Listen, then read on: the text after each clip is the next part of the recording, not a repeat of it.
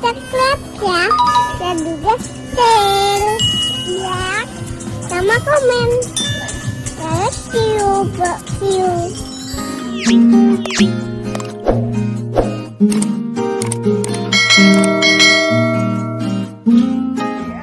Selamat siang rekan-rekan semuanya.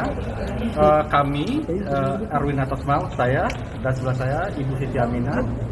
Kami adalah tim kuasa hukum Ibu Paula Verhoeven. Pada kesempatan yang baik ini kami sudah melaporkan. Ini yang kedua kalinya. Yang pertama kemarin Ibu Paula ke Judisial dan hari ini kami ke Badan Pengawas MA. Pertanyaannya, kenapa kami ke Bawas MA? Berdasarkan hasil investigasi dan proses peradilan yang kami analisis bahwa ada dugaan pelanggaran administratif pengadilan yang sangat jelas dalam proses persidangan ini. Kami menduga ada 3 poin dalam dugaan pelanggaran administratif.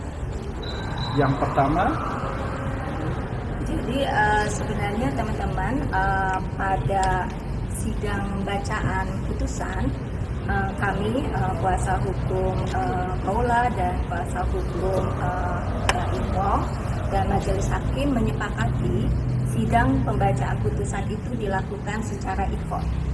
Jadi e-court itu adalah melalui sistem tertutup, gitu ya, melalui email dan seterusnya. Tapi kemudian pada pelaksanaannya Mbak Imong dan kuasa hukumnya datang ke pengadilan dan meminta majelis hakim untuk membukanya dan kemudian melakukan wawancara dengan media. Sementara kami sebagai kuasa dari Paula tidak diinformasikan terkait perubahan sistem persidangan. Dalam konteks hukum acara perdata itu melanggar ajas keseimbangan dan ajas untuk mengingat para pihak. Jadi kalau dalam konteks hukum perdata setiap keputusan, setiap kesepakatan itu harus dilakukan oleh para pihak. Hakim harus melakukan itu ketika ada pihak termohon dan pemohon. Itu dugaan pelanggaran terkait pembacaan sidang putusan di mana kami tidak mendapatkan perlakuan yang sama. Kami tidak diinformasikan perubahan dari e-court ke kemudian persidangan yang terbuka.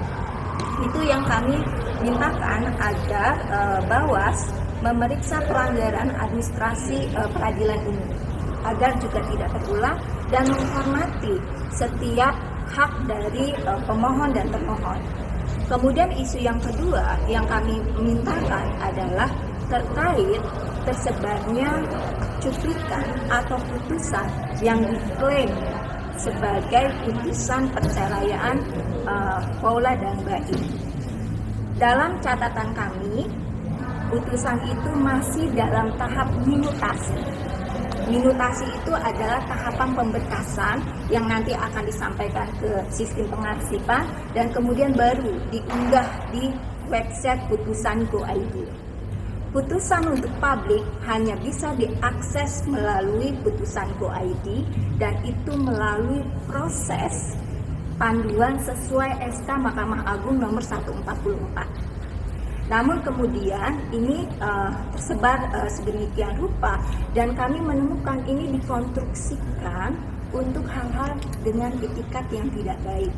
Maka kami meminta Badan Pengawas untuk memeriksa ini putusan ini yang seharusnya belum sampai ke publik karena belum melalui proses pengunggahan di putusan.go.id, belum melalui panduan tata cara mengunggah gitu ya atau memproses sebuah putusan, tapi itu sudah dikonsumsi oleh publik dan yang utama adalah dampak yang bisa berpotensi diskriminasi terhadap perempuan dan anak. Itu yang juga kami mintakan untuk dilakukan penelusuran siapa dan bagaimana putusan itu bisa sampai kepada publik apa prosedurnya. Sampai jumpa di video selanjutnya.